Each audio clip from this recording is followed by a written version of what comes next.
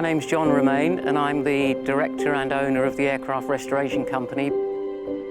So what I'm standing in front of here is our lovely Mark 11 Spitfire, nicknamed L to us, a wartime aeroplane built in 1944, used during the war as a photographic aeroplane. So she never carried guns, it was just cameras.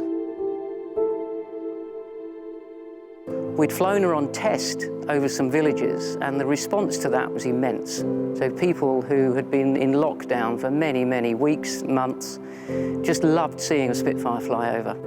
And what you see now is a Spitfire that, of course, with this blue and the COVID pandemic, everything started to line up, ready to use this aeroplane in the way that we are now.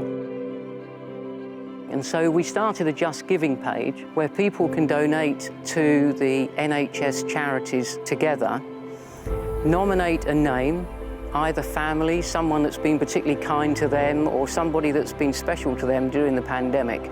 And that name is written on to this Spitfire. So the intention is that people gift to the charity, their name goes on the aeroplane.